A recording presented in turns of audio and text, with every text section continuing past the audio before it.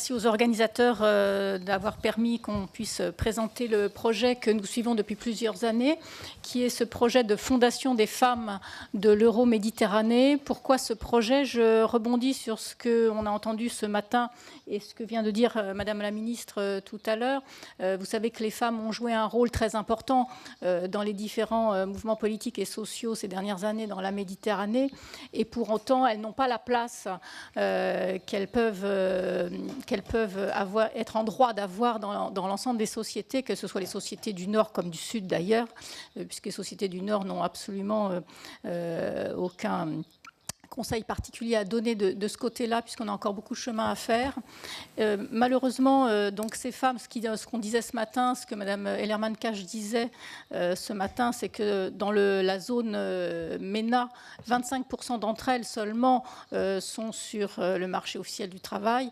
Et les derniers rapports de la Banque mondiale indiquent que si les femmes dans ces sociétés avaient la même place que celle des hommes, le PIB de ces pays augmenterait de 25%. Donc il ne s'agit pas simplement d'un effet uniquement moral et éthique, il y a aussi un effet économique qui est très important dans le fait que l'égalité des droits doit être respectée dans les sociétés. Alors, une fois qu'on a dit ça, qu'est-ce qu'on fait? On est surtout parti d'un constat. Le constat est que ceux qui luttent pour les droits des femmes dans cette région euro-méditerranéenne, donc j'inclus volontairement la zone nord, on est parti du constat qu'il y a beaucoup d'acteurs qui sont très différents, qui sont hétérogènes, qui travaillent chacun de leur côté et qui ne mettent pas en commun leurs moyens, leurs actions, leurs expériences. Alors nous avons estimé que si on veut travailler sur le développement de l'émancipation des femmes, il faut mettre en commun déjà ce que l'on a, c'est-à-dire mettre en commun ces acteurs, et une fois qu'on a mis en commun ces acteurs, pouvoir faire le lien entre un certain nombre d'actions structurantes. Alors quels sont ces acteurs? Les acteurs, ce sont les États, à travers leurs institutions, leur ministère des droits des femmes ou équivalent. Il y a les collectivités territoriales qui, pour un certain nombre d'entre elles, sont engagées dans des actions de terrain vis-à-vis des femmes. Il y a également, bien entendu, les associations de développement ou de plaidoyer. Il y a les entreprises, il y a aussi les universitaires et les chercheurs. Et vous savez bien que tous ces univers-là ne sont pas poreux. Les associations souvent se méfient des institutions et des États et vice-versa. Les chercheurs sont très soucieux de leur indépendance.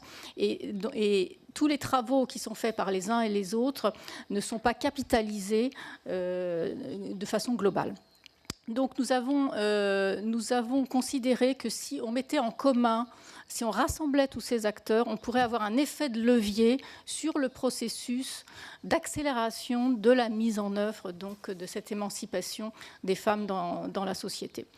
Alors, nous avons donc imaginé créer une fondation. Cette fondation a été créée il y a quelques mois. Elle est de droit espagnol. Elle est basée à Barcelone. Et que fait-elle, cette fondation? Elle s'est donnée trois grandes missions. Une première mission, c'est rassembler la connaissance, parce que la plupart de nos interlocuteurs, qui sont extrêmement dispersés partout, nous font valoir qu'on n'a pas encore accès à des outils sur la connaissance de qu'est-ce qu'il se passe dans chacun des pays sur l'égalité femmes-hommes. Donc il faut rassembler cette connaissance, et l'idée est de créer donc un observatoire de l'égalité femmes-hommes sur l'ensemble de la zone euro-méditerranéenne, c'est-à-dire englobant à la fois les 28 pays de l'Union européenne ainsi que tous les pays riverains de la Méditerranée. Donc créer un observatoire qui permet à la fois de rassembler la documentation, qui permet de proposer des analyses, de diffuser les idées et puis de faire des propositions en termes de politique publique vis-à-vis des décideurs. Toujours dans ce champ de la connaissance, l'objectif est de créer ce qu'on appelle un laboratoire des pratiques partagées, c'est-à-dire que la plupart de ces acteurs ont des pratiques, les associations, les États, tout le monde a des pratiques, mais il faut les partager, et l'échange d'expériences est encore beaucoup trop aléatoire et restreint sur ce sujet et dans cette région. Et donc l'idée de créer un laboratoire des pratiques partagées. De la même façon, a commencé à fonctionner un réseau universitaire et scientifique sur les études sur l'égalité femmes-hommes. Et ce réseau universitaire et scientifique a commencé à se réunir à Rabat, à l'université, qui s'est réuni à Tunis également et qui va se réunir prochainement en Algérie, réunit des universitaires et des associations de terrain pour savoir comment on travaille sur le concept de genre, c'est-à-dire l'assignation sociale des hommes et des femmes. Alors, cette fondation travaille sur la connaissance. Elle souhaite aussi soutenir des projets de terrain spécifiquement axés sur le développement de l'autonomisation des femmes, c'est-à-dire des projets partant de l'accès à l'alphabétisation, à l'éducation, l'accès à la formation, l'accès à l'emploi et le maintien dans l'emploi.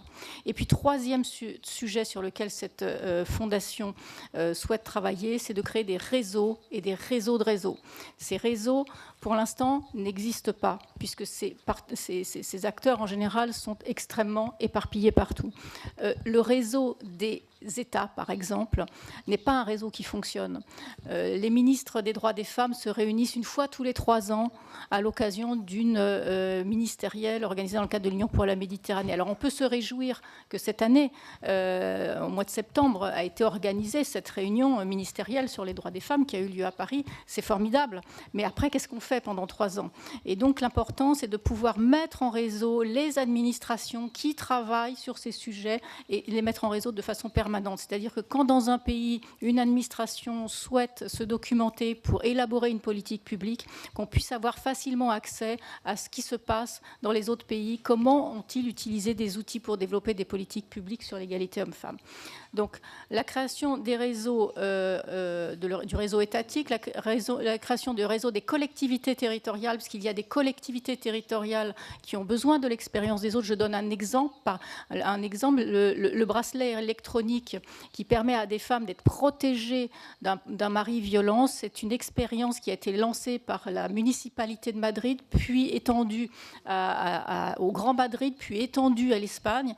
Et il y a un certain nombre de maires que j'ai rencontrés, de chefs de conseils municipaux, donc à Tunis, à Rabat ou ailleurs, qui nous ont dit qu'ils étaient intéressés pour mettre en œuvre ce type d'expérience pilote. Donc il y a des échanges à faire aussi au niveau des collectivités territoriales. Et bien entendu, il y a le réseau des associations des droits des femmes, que ce soit des réseaux d'associations de développement ou des réseaux d'associations de plaidoyer. Et dernier point, et je conclurai là-dessus, l'ensemble de ces activités vont être hébergées sur une plateforme Internet de nouvelle génération qui sera ouverte à l'automne 2014.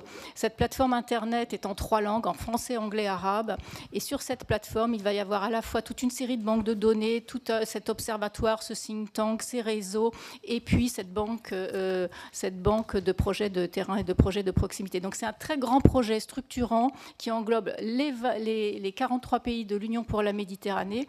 Et j'espère que dans la salle, certains acteurs pourront rejoindre ce projet. Merci beaucoup.